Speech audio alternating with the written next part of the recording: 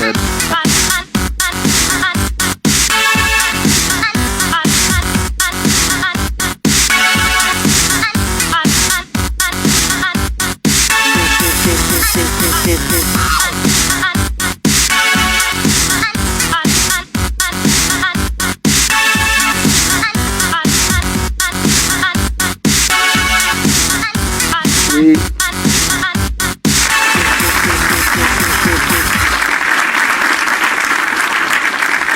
Hello and happy Friday, the 20th, everyone. Thank you for tuning in to episode 10 of Virtually Incorrect. I'm your host, Gunter.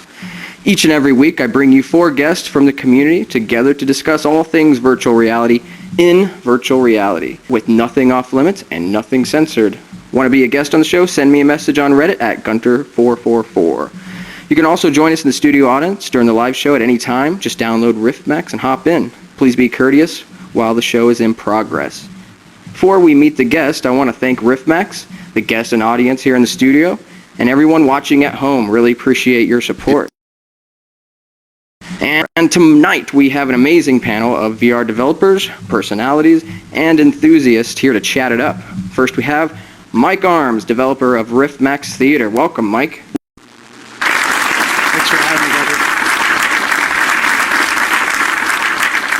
Absolutely. And we also have Dave, editor-in-chief of VirtualRealityReviewer.com. How's it going, Dave? Great, thanks. Good morning, everybody. Yeah, thanks for staying up so late, or maybe you got up very early. That's something I don't do very often. All right, next up we got MS Coder 610, developer of Duke VR. How you doing? Hey, glad to be here. And finally we have Nateight, developer on Team Metatron, the team behind VR Chess. What's up, Nate? Hey, everybody.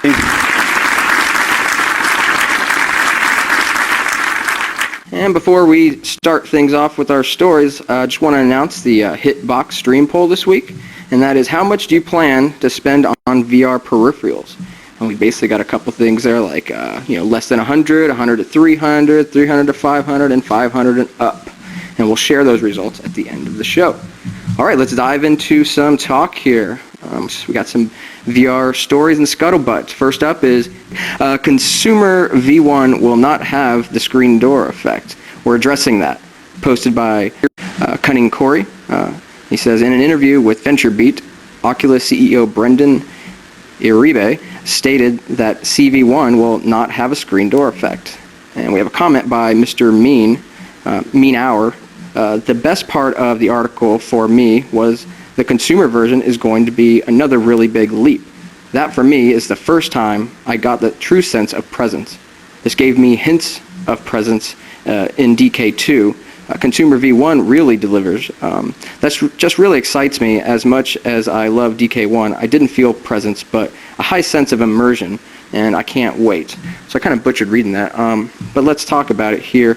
What do you think? The screen door effect's going to go away? Not going to be perceptible? Nate?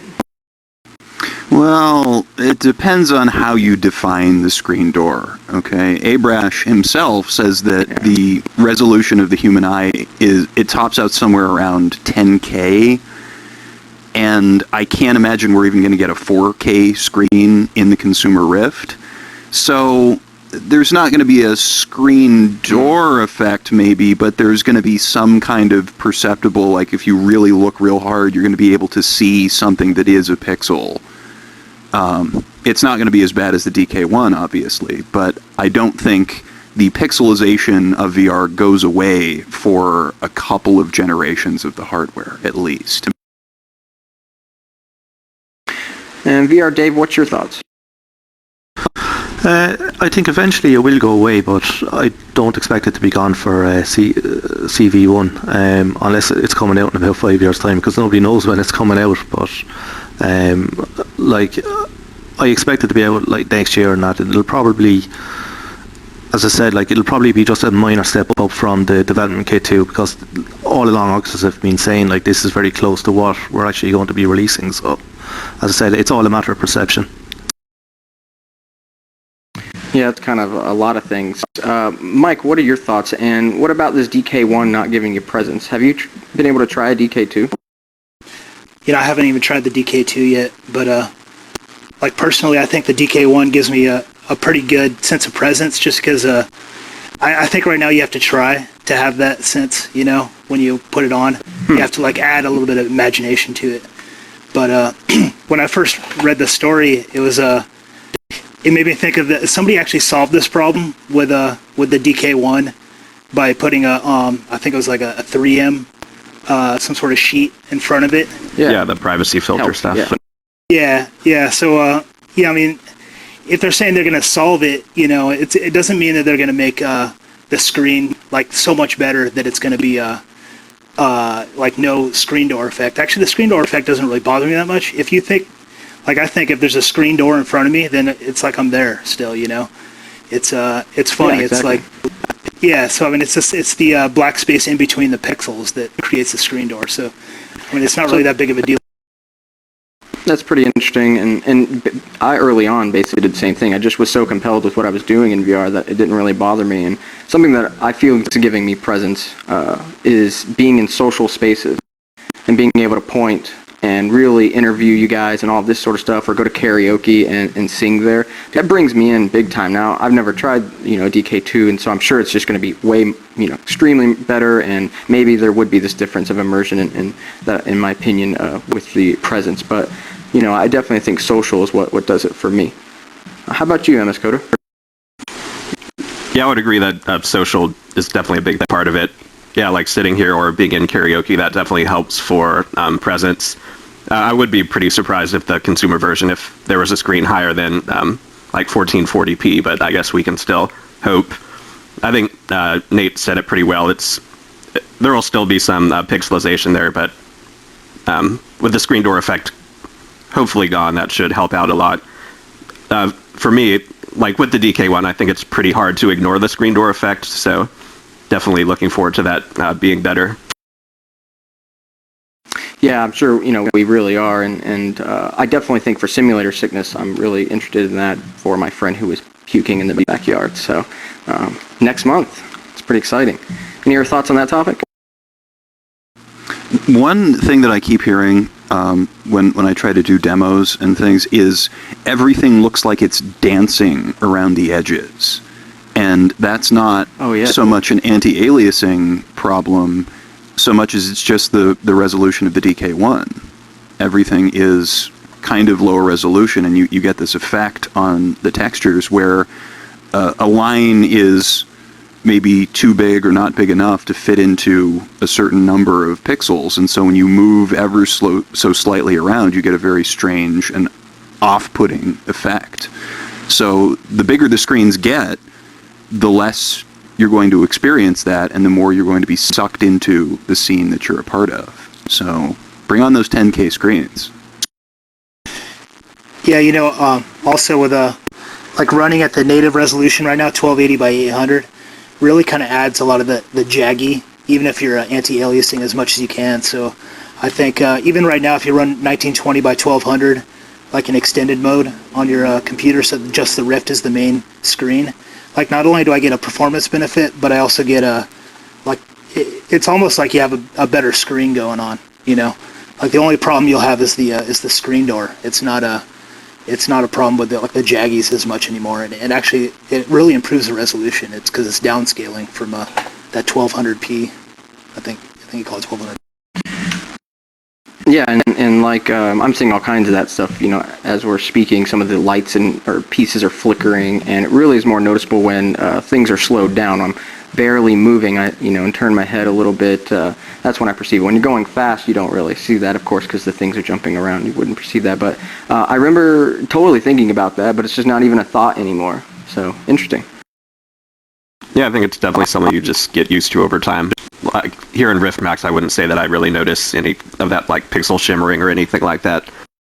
I think the big test for the DK2 resolution will be racing games like iRacing and Assetto Corsa, because you're focused on such a small portion of the screen, and if the track just jumps a little bit, like, it makes a big difference to your lap time. So I'm really looking forward to seeing what a DK2 will do to my lap times in iRacing. Yeah, very interesting. All right, cool. Well, next segment I'd like to do is something we just added a few weeks ago called the Guest Spotlight. And let's talk to MikeArms for a little bit of InterNow Games and, of course, developer of Riftmax Theater that we're in right now. So, Mike, tell us a little bit about yourself and how you got involved in VR. Yeah, I live in Los Angeles. I work in IT. That's my day job. I've been doing that for about 13 years now. I think I counted before we started the show. But yeah, a lot of that had to do with. A lot of my job has to do with programming in some way. But I just started programming for real last year, and really gotten into the coding side of it and everything. But and as far as making games, I just started about a year ago, maybe a little more than a year ago. But yeah, the first place I thought of with VR was movie theater. Like a lot of other people, what a great place to be in VR.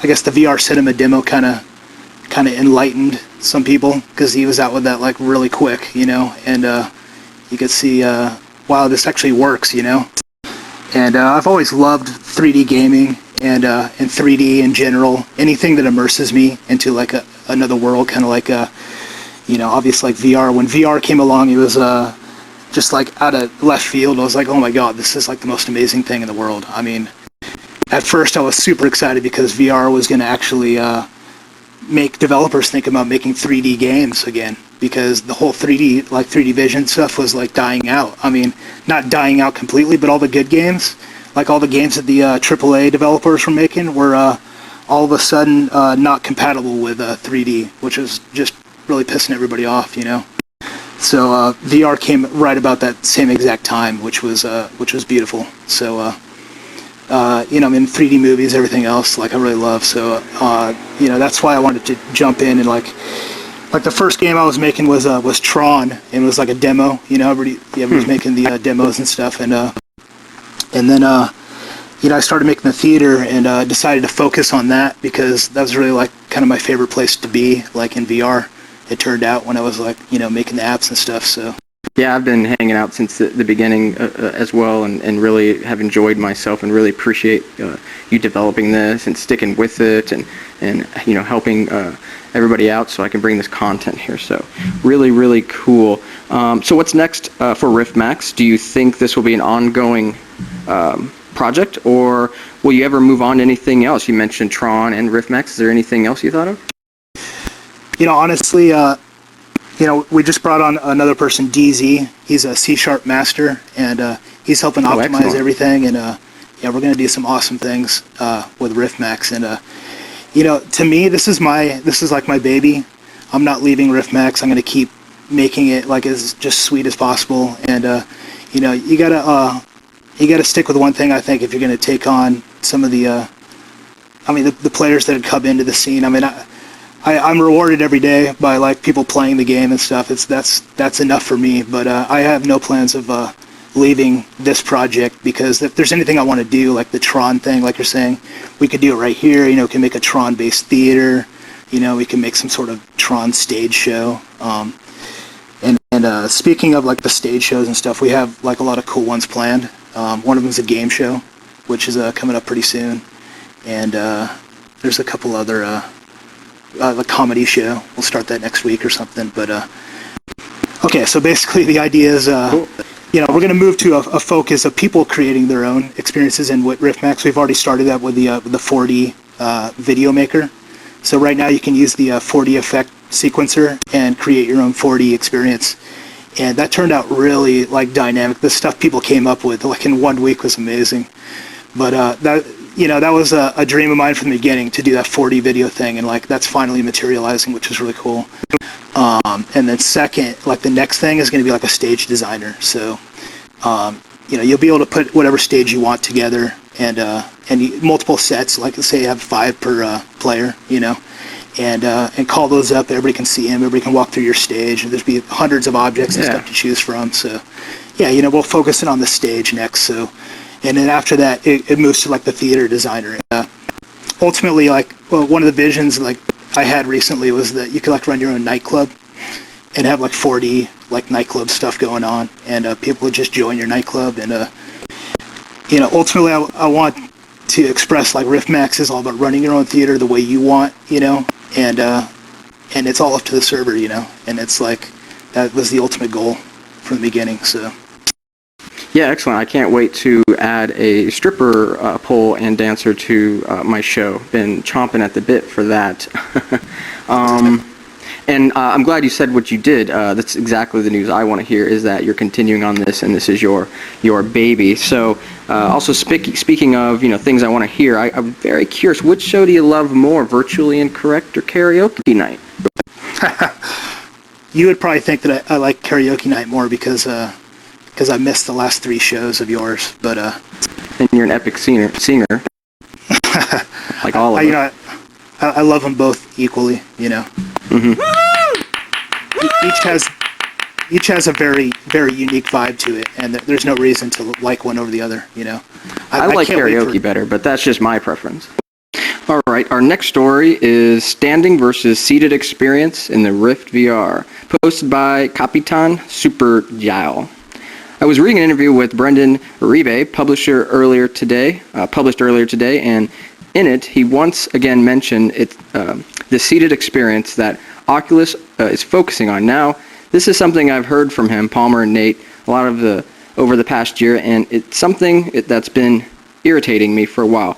On one hand, I understand that it's out of cautiousness for the potential risks of using the device while standing. However, I wish they'd address this issue in a different way. Just standing up in VR when your avatar is not seated is an order of magnitude more immersive than just sitting. I'm looking forward to driving games, flight stuff, but I don't want to spend the next few years in a cockpit or driver's seat exclusively. So that's interesting. Mike, what do you think about that? Yeah, from the beginning, I was trying to design like a backpack that had a laptop in it, and like me and my friend, he's got one too, so we could just walk around. When everybody saw when you saw the original holodeck demo those guys were doing, that walking around and actually touching things that were in the room, like put into VR, that's what really like piques your awareness that like, wow, this is like amazing. And honestly, I was really upset like when I heard that they're targeting the seated experience, and it just sounded like, okay, well, giving up on something that's just such an amazing idea. Because like when I play Half-Life 2 now, I do it standing up, just because that puts you in the moment, It's like, if you can stand up and somehow target that experience, it would just be like mind-blowing, as opposed to, okay, but then I there's obviously reasons why they're doing it. One is liability. Sure. Yeah, they don't want people falling off the balcony and then suing them. I mean, that's obvious. And number 2 is it makes it a little bit easier with the camera. But I honestly see Morpheus maybe going a little bit further quicker because they don't have that target of the seated experience right now. Yeah, I'm a big fan of the seated experience. I think it works very well, and it's something to definitely develop a lot of stuff for that. There's a lot of potential there, but I think naturally, why would we want to sit around in the world? We would, in our own world, we don't really want to do that all the time, or maybe us, because we sit at a computer way too long, but, basically you don't want to do that. You want to get up and walk. Nate, what are your thoughts? I could probably talk about this one for an entire 3-hour show. Yeah, because we've talked about it for 3 hours. Yeah, totally. I think that the primary thing that it boils down to is, do you want consumer appropriate positional tracking right now? Yes or no? Because if you do, and you totally do, you can't really have a completely stand-up 360 experience, because the camera can't see what you're doing when you're all the way turned around. And I don't know that you're going to be able to solve that with LEDs on the back of the headset or whatever else. Morpheus hasn't said that they're targeting a seated experience, but how the hell do you do the first bit of tracking if the eye camera sitting in front of you can't see the little bands of color things on the Morpheus headset? It can't. So you have to understand that it is the technical limitations. It is the liability. I think that there is a really good experience in there that isn't like Mike, I didn't know you were a backtopper. You're one of those people. But What's that? There's you're one of those folks walking around with your entire rig on in a completely different reality. That's crazy stuff. It's just something I tried. You know, everybody's tried it. It's cool. I think there's a really good experience in there somewhere that is standing up, but with your feet essentially planted in one place. That's totally how you want to play a shooter game or something where you are walking around. But the technical limitations are just, they're too much right now. We need to go for the low-hanging fruit of what works seated, because we'll get to the standing up experience eventually. I don't even know that GameFace is going to be able to pull off the wireless thing. But in a couple of generations of Oculus hardware, it's going to be completely untethered. It's all going to be in the headset. Let's hear from VR Dave. Any thoughts on the story or any of the other comments from Nate and Mike? Yeah, look, I can totally understand why they're going for the seated experience. Like, they have to say that to cover themselves against liability, totally. But like, there's nothing going to stop you from standing up and just tilting the camera up a little bit for positional tracking. Like, that's the way I play Half-Life 2 as well, and like, it's not going to stop me in the future just because they say that they want the seated experience. But I'm sure there's developers out there that are going to make experiences where you're going to be standing, you're going to be turning around. The only real limitation I see is we have the cable connected to the computer, and that's a major barrier. That's why they're saying seated experience now. But once this cable is gone, people are going to stand up and spin around. That's not going to be an issue at all. MS Coder, what are your thoughts on all this? Yeah, I definitely agree that if you're standing up in like a first-person game, it adds a lot to the immersion. Like everyone else said, I can kind of see why Oculus is targeting seated, though. One kind of interesting trivia bit is, like, a lot of the guys that went to work at Oculus back in the days that they were posting on the MTBS forums, a lot of them had demos of, like, laptops in a backpack, or there was that Red Rover video that's kind of like walking around in a football field, wearing a VR headset and all that kind of thing. But now, since they went to work with Oculus, it's kind of gotten closer and closer to the just standstill seated experience. But I'm also a fan of playing Half-Life 2 standing up, and I think that'll still be possible with the DK2 as long as you don't completely turn around. I think you can still choose to either stand up or sit down, and as long as you're facing the camera and you adjust it properly, I think that'll still work fine. I wonder if you can actually get a hold of the cameras and just get another 2 cameras. 3 cameras would be plenty. You'd be sorted, just put them in different locations. Yep. Yeah. Again, that's a problem. Look at what people are doing with modding hydras and stuff. I mean, something's going to happen. Right?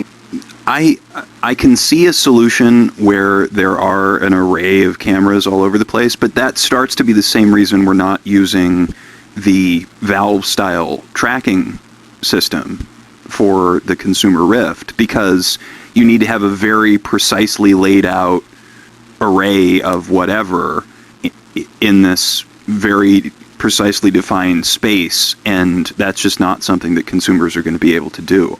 Cool stuff. All right, let's move on to another guest spotlight, and let's talk to VR Dave. David, what's your last name? How do you pronounce that? Whelan? Whelan, yeah, that's correct. Cool. And yeah, you're editor-in-chief at VirtualRealityReviewer.com. And so first, thank you for covering VI and listing it on your site. I, of course, really appreciate that. So cool. And if you could tell us a little bit about yourself and how you got interested in VR. Yeah, thanks very much. I'm actually delighted to be putting VI actually on the website. Any great content at all that we like to share with the community. I'm a web developer. I've been working as a freelance web developer about 7 years, total about 10 years, and I've been following the virtual reality Kickstarter, well, the Oculus Kickstarter since it started. But what actually made me jump into VR was when I seen Cymatic Bruce's play video when he got it the very first time. I think a lot of people were the same, and I was like, no, it couldn't be that good. But when I actually seen his reaction, because his genuine reaction, I thought, look, I better get one of these headsets, and ever since I've been hooked.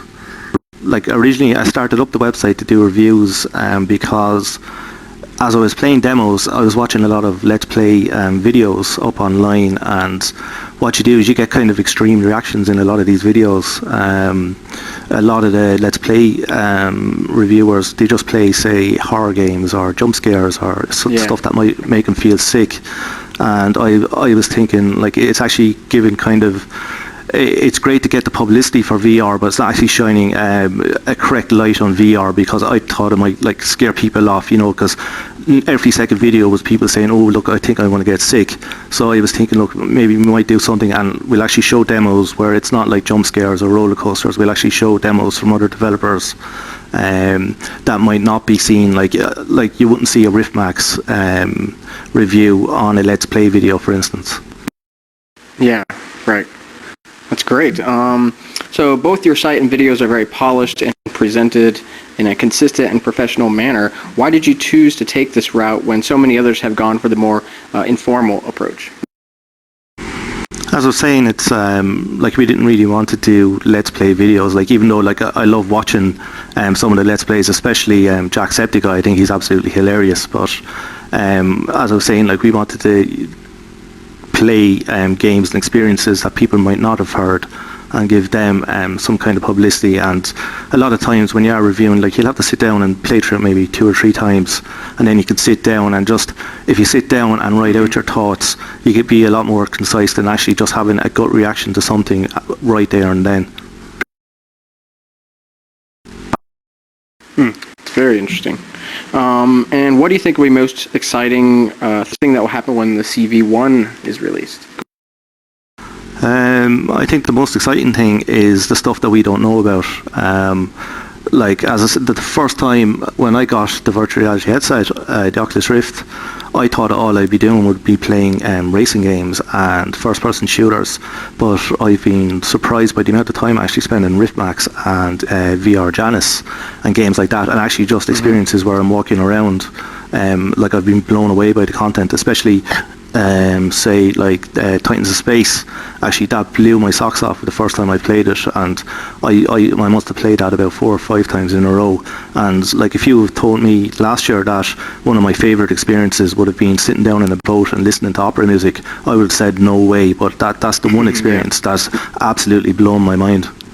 So as I was saying, like, the thing that's going to excite me is the stuff that I don't know about. Good answer. Yeah, we're on a very similar page with, you know, having these other experiences, not just games. It's a big deal for me, the social stuff. So very cool. And what do you see for yourself in the future? Do you think you'll keep reporting on VR news when VR is commonplace? Yeah, no, I plan to keep up doing this. Like, hopefully release a couple of videos every week and keep putting up content like your show here, Gunter. And if anybody else actually wants to supply content, like, I'd be more than happy to look at it and put it up. But I actually see that there's a big future in VR. It's like, even next month there's going to be 20 or 30,000 extra kits. Like, I can see traffic to the website going up quite a bit, and then when consumer version is going to come out, like, it's weird walking around now knowing that VR is going to be massive. It's like, say, if I teleported back 20 years ago and I was telling people about the internet, people would be like, oh no, like, that's never going to happen. How are people going to get free information? That's the kind of way I feel now, that like in 2 years' time everybody is going to know about VR, but like, kind of, we know it now. Yeah, we grew up and dealt with dial-up modems. I think we can have a headset on that's not glasses yet. People will do it. Cool, thanks VR Dave. No problem. Cool. Next story, there was an AMA with Palmer Luckey and Nate Mitchell, and talking all kinds of things about the Facebook acquisition, first-party content, future products. You know, if you guys could catch me up to speed, that would be really awesome. VR Dave? Yeah, it was just basically talking about how Facebook and the money that Facebook have brought have actually changed the company. I actually think personally it's a great thing for VR, because before Facebook, like, they were selling like dev kits at cost, and they couldn't really attract the talent that they can attract now. Like, at the moment, like, they're getting the A team. Like, every week there seems to be another story of this developer or this programmer is coming in, or like now they actually have most of Valve working for them, anybody who's involved in VR. And not just with the talent that they've got, Facebook actually have huge server farms. So when you talk about creating the metaverse, like if there's one company in the world besides Google, okay, but Google have a nasty habit of actually buying a company and shutting them down and trying to do something themselves. But Mark seems to actually leave the Oculus guys do what they do, and I actually think in, say, 3 or 4 years' time, they'll actually create the metaverse. The servers are there, and we were talking originally when the consumer version was coming out that it might be a couple of 100,000 people would buy the consumer version.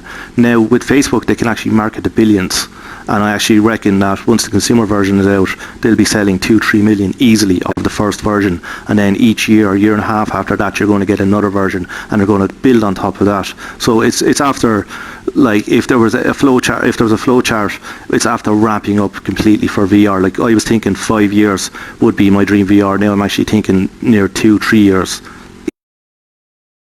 Yeah, and it's a huge deal to be getting access to that user base, of course. That's going to be the huge part. MS Coder, what's your thoughts on that? Yeah, there were a couple of interesting points raised in there.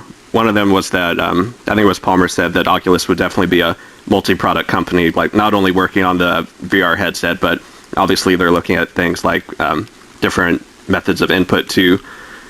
There's another comment he made just talking about what's needed for really good motion tracking, and the 2 points he made are really low latency and very accurate tracking. Those were kind of his 2 requirements. So it definitely makes me think that Oculus is doing quite a bit of research in those areas, and it's really just a matter of time before they kind of release their own input peripheral. It's kind of amazing how in the last few months there's been so many different forms of input that have come out.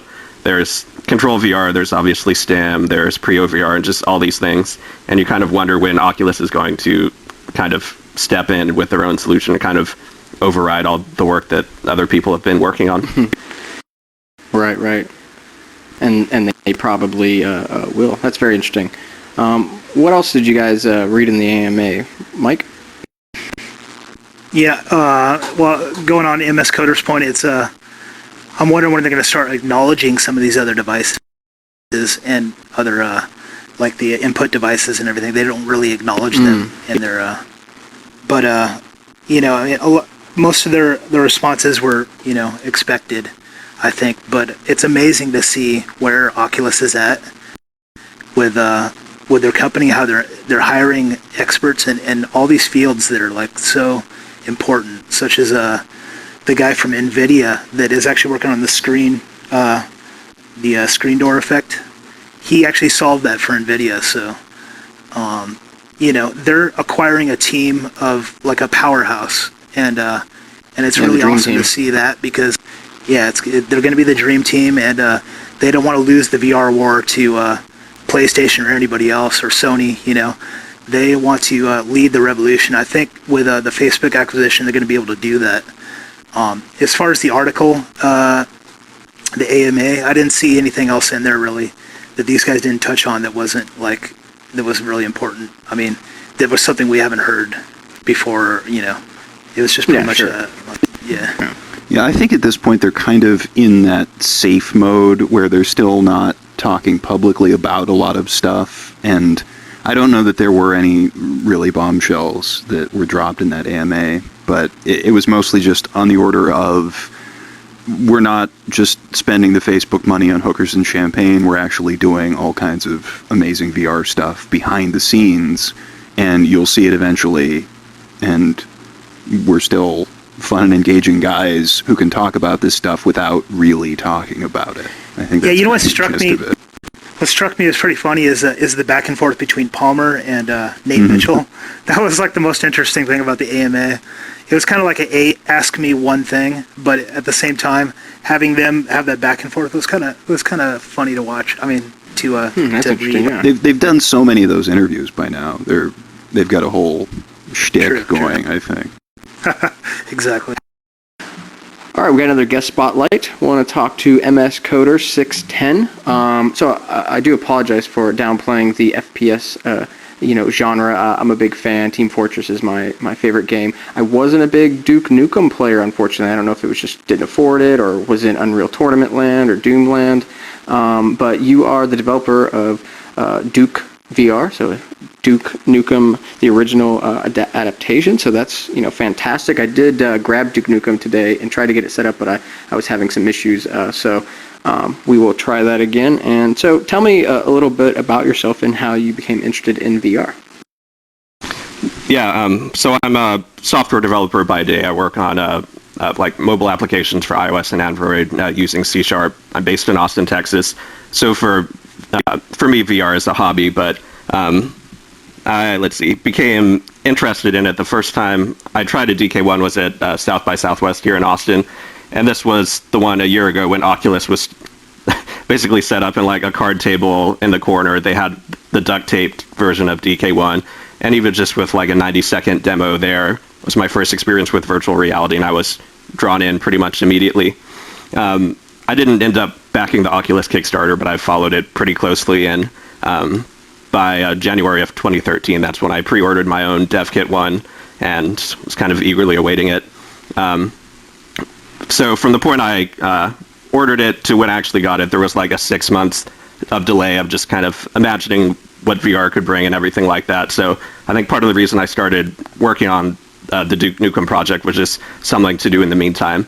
And yeah, it was one of the earliest FPS games I played. I'm definitely an Unreal Tournament fan too, and that's kind of what I moved to after. But I guess Duke 3D just seemed like it would be a fun project to work on for the Rift.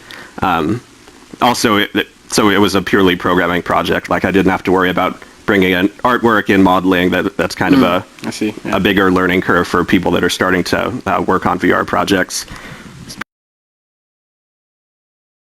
Cool. So what was the biggest challenge you faced when you were developing Duke VR? Were there any elements like textures or sound effects that you had to change to make the experience more VR friendly? Let's see.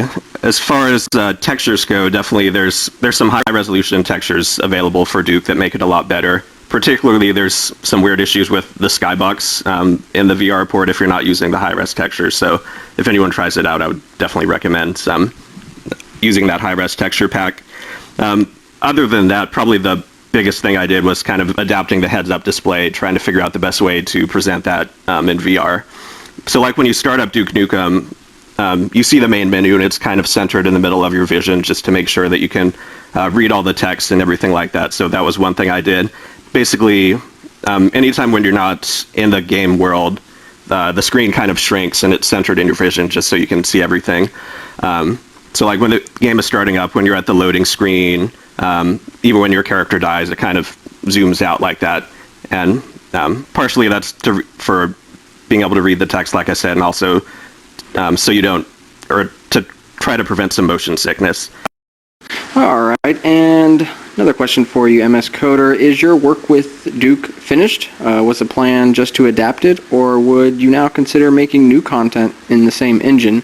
I see you've made some maps for Unreal Tournament in the past, and you did talk about working on that. Tell us a little bit about that. Yeah, I would say for the most part, Duke is finished. It was kind of just the first VR project that I worked on. I haven't come back to it a whole lot since then. Actually, I would say, like, since I actually got my DK1, I kind of slowly transitioned just over back to VR enthusiast. Like, there's been so much content coming out and so many demos to try. It's almost hard to, like, make time to work on something when you want to try out all these other cool things that are coming out. So, yeah, that's where I'm spending most of my time right now. But definitely, at least on the Duke side, I'll get it recompiled with the newer SDK and everything, so it keeps working with DK2. At least as far as head tracking goes, I'll have to take a look at what it would take to add positional tracking to it. Excellent. And any other projects that you might be working on in the future? Haven't decided on anything right now. I think if I have the time to do more VR development, Unreal Engine 4 is probably the first thing I would pick up and just play around with. Just seeing a lot of cool demos from the community with that. It's cheap to get started with, so it looks like it would be a fun kind of sandbox if nothing else.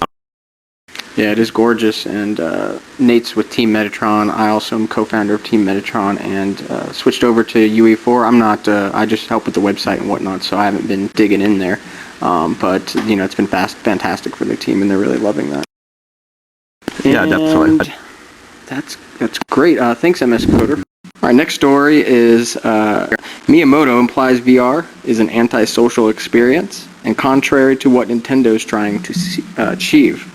So they're really pushing their Wii U project, and they, somebody that's in their private VR experience they think's antisocial, and that they really, and I totally give it to them. I mean, I think of like Mario Kart 64 and GoldenEye 64 and playing with 4 people back in high school, and it just being the raddest thing, and it really did promote so much social. In the Wii U, I can totally see that. It's just not quite my cup of tea. So what do you guys think about this? Is VR going to be antisocial? And what do you think about Nintendo? Let's start with MS Coder.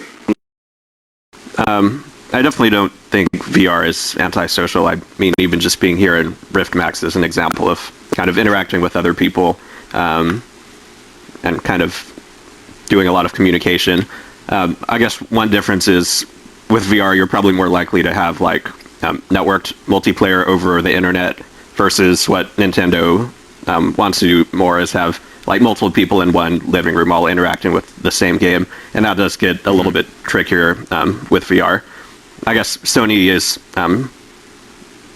trying to do something about that with having like an asymmetrical experience with like one person looking at a screen and one person wearing the Morpheus headset, and they're kind of interacting with the game in different ways. So that's one possibility too.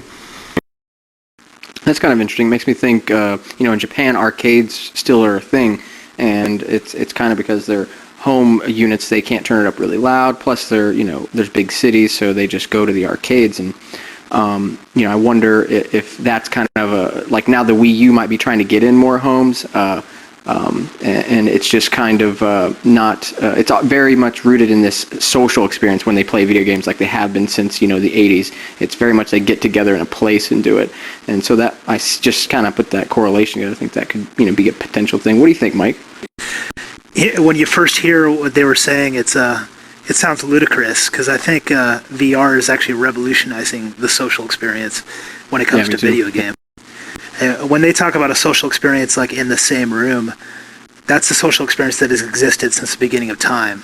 Whereas, the social experience in video games, not Nintendo video games, because they have not been good at multiplayer like over the internet, like I think since the beginning, because they had that chance with the Wii, but they really didn't capitalize on it. So I think what he's saying is that the social experience in the same room, which shows his lack of vision, the fact that the social experience can be enhanced to this thing that mankind has never seen, is what we're talking about with VR. So obviously we're dealing with somebody who doesn't even understand the question.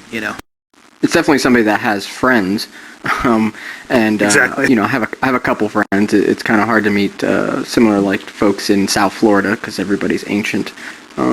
Nate, what's your thoughts? My thoughts are that this is kind of bullshit, and Nintendo should maybe think about letting Miyamoto be social. Unlock the back room where they're keeping him and let him see somebody else's technology, because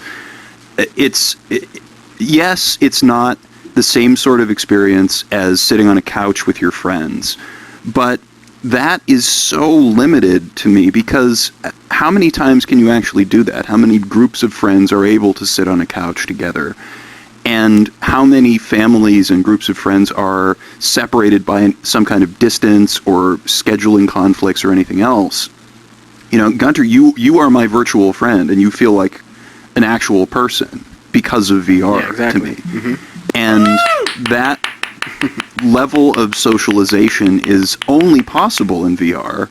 And maybe there's going to be that other side of it where some people get sucked into a single player experience and they retreat into their own little world that they are creating on the fly or something. But I think the $2 billion acquisition is proof positive that there are people who do have that vision that Miyamoto apparently lacks. the social implications here are huge. They're tremendous. That could be the real story about VR, because this is different.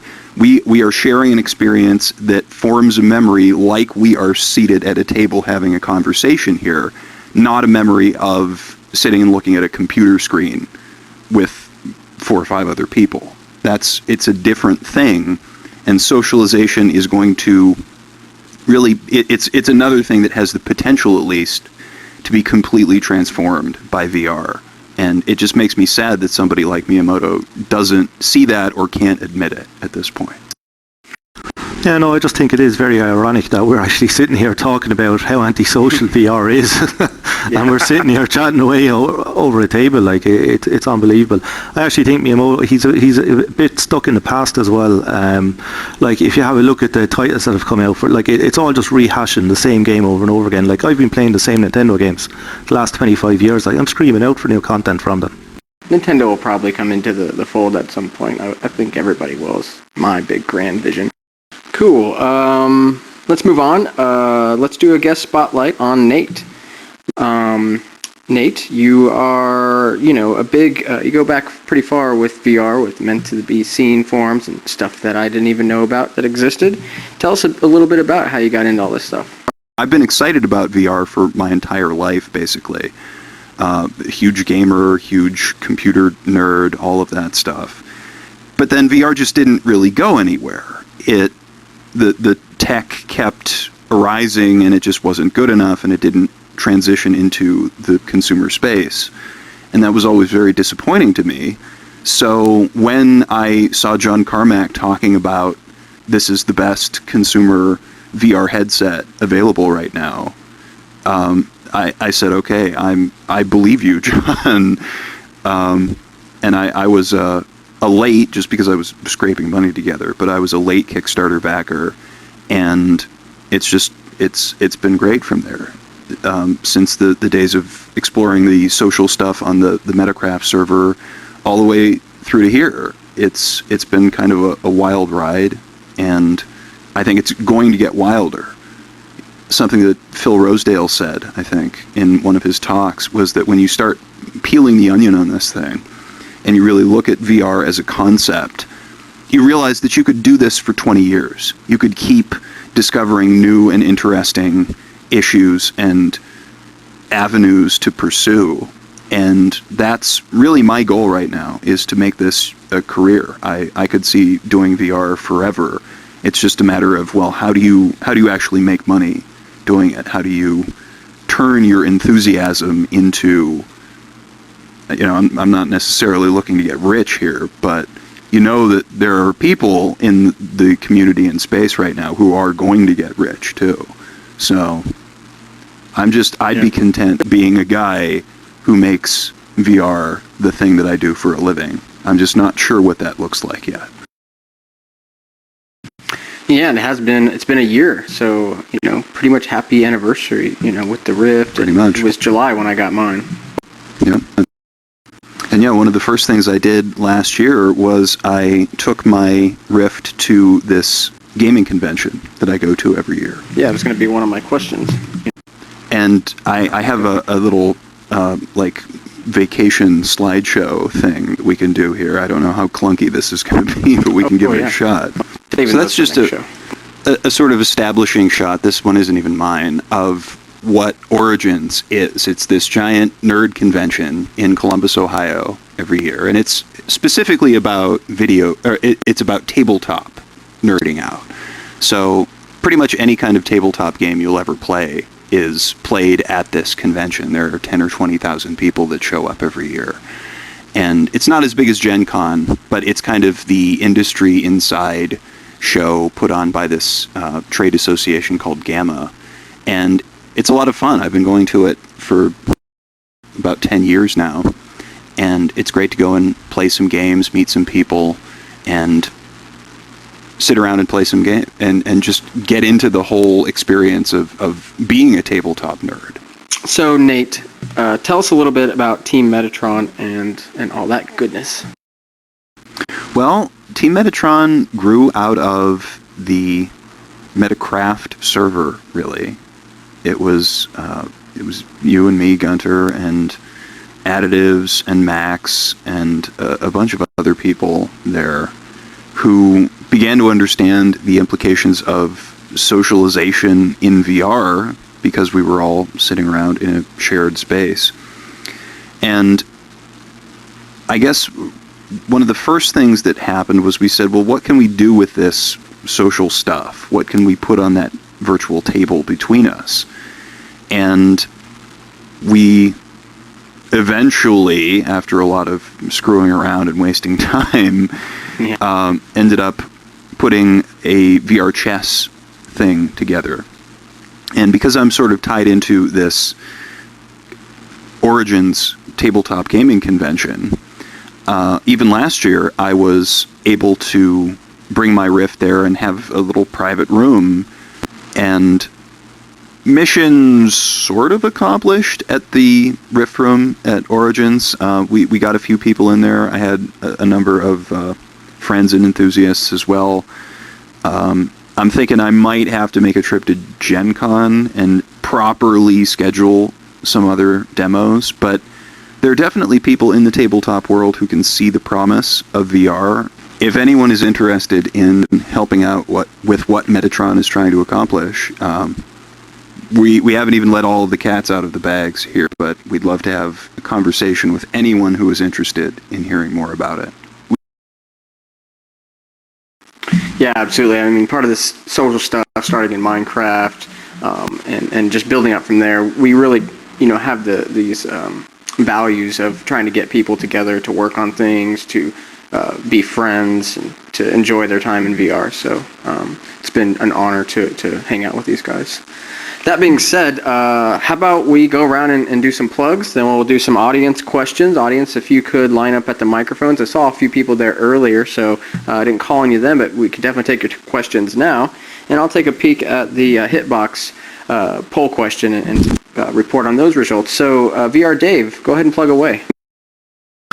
If anybody wants to visit our site, our YouTube channel, they can go to VirtualRealityReviewer.com, and we should have at least one post a day on the website and probably 2 or 3 reviews or previews up on our YouTube channel. So please hit that subscribe button. We get a kick actually going in every day and seeing new subscribers coming on every day, and please leave comments as well. Like, your feedback is more than welcome, because we're still only learning. Like, I'm only doing this like a couple of months. I've never wrote before. Edmund Ward, actually, the other writer, he has a small bit of experience, and my wife actually, she does devices as well. So as I said, just come along and leave comments, and we'd be delighted to hear from you. Excellent. How about you, MS Coder? So yeah, feel free to check out Duke VR if you haven't tried it yet. I'll be sure to get that updated so it works with the DK2. Besides that, I don't have any of my own VR projects at the moment, so I'll plug Riftmax karaoke instead. Thursday nights, US time. Always a good time. People really should check it out. You don't have to sing if you're really shy about it. Just come in, hang out, dance around. It's good stuff. How about you, Mike? Yeah, I mean, obviously come out to karaoke Thursday nights, 5 p.m. Pacific. That's 8 Eastern. But besides that, we have a couple new shows coming out very soon. One of those is a comedy show. So as soon as we find enough comedians, it's really fun, I mean, even if you're just going to be in the audience, just and you want to walk up on stage and like tell a joke or two, even if you're like reading them off Google, it's a really good chance to learn, to get your VR legs, and it helps you in real life too, to get on stage and stuff, and like practicing the stuff in VR is great. So I mean, it's like you're gonna have the laugh track no matter what. So tell like a stupid joke or whatever, and get that out of your system.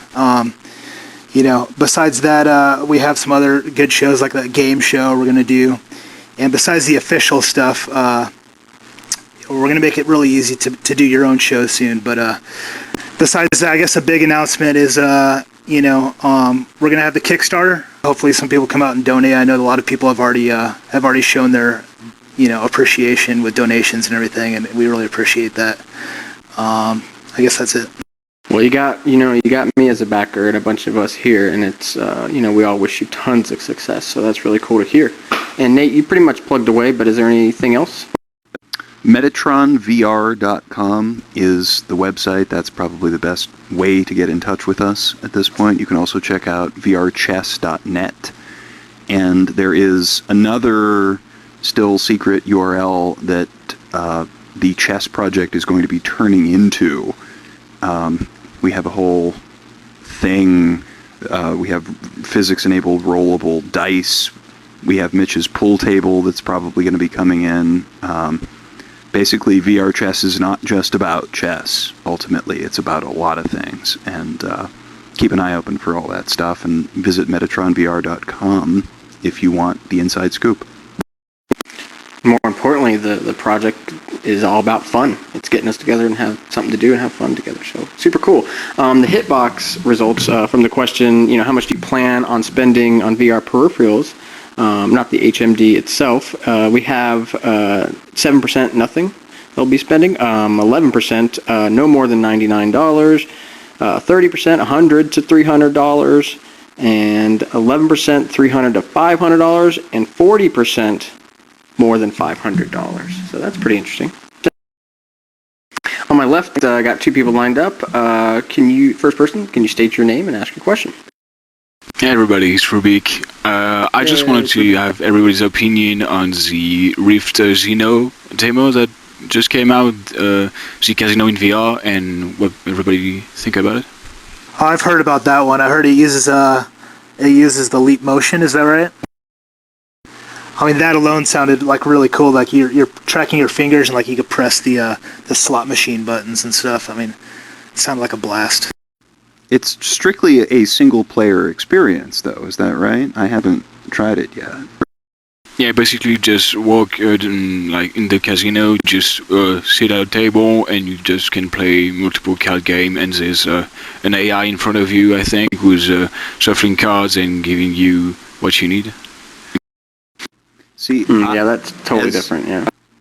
As a team that is already kind of exploring that stuff, because the very next thing that we're thinking about tackling after chess is poker, because we think that that's going to be a fantastic experience, and it's going to be a lot like Riftmax. It's going to be sitting around a table, having a conversation. You've got something to do there in front of you, and I don't like the idea of trying to translate that kind of experience into one where there's an AI across the table from you, because I don't really see what the point of that is. I mean, I'm sure it's a very cool tech demo with the leap motion manipulating things, but ultimately, I don't want to play poker against an AI. I want to play poker against a person and lots of people, and I'm not sure that that's anywhere in this roadmap for Riftsino. I haven't tried it yet myself, but I will actually try it over the weekend because I have a leap motion, so I'm actually looking forward to it. Cool, Ruuubick. Thanks, man.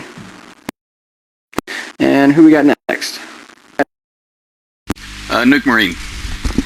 Yo.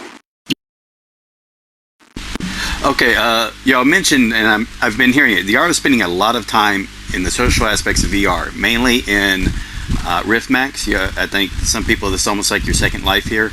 And also, I believe VR Dave mentioned Janus VR, he's been experiencing a lot of time. My question is going in the opposite direction. How do you see VR becoming making people more productive so that corporations will be putting virtual reality devices inside their office buildings?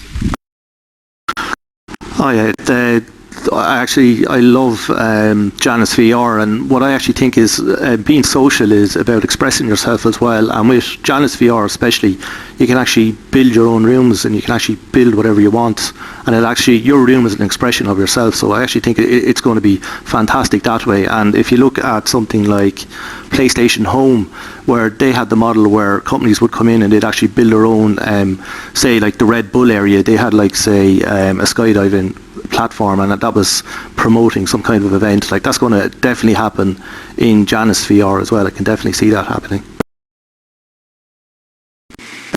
I think we're going to see a lot of these demos and stuff, hopefully moving towards the creative side of the consumer, or the player. Like, I'm not trying to plug what we're trying to do here, but like with these 40 videos that people are making, it's amazing to see what people come out with. Like, in the first week since we released that, So having the like the stage designer and stuff is like something I just can't wait to see like what people come up with, Excellent. Anything else to follow up with that, Nuke? No, thank you very much. Good show. Good questions. Thanks, man. Thanks. All right. I think that's about it. I'm going to wrap it up. I'll see you all next time on Virtually Incorrect. It's been a pleasure being your host. Again, thanks to everybody here, the guests and audience, Riftmax crew, Holotape, Ruuubick, authors and commenters on the stories, and this whole awesome VR community. So stay tuned and keep on riding the wonderful. Good night, everybody.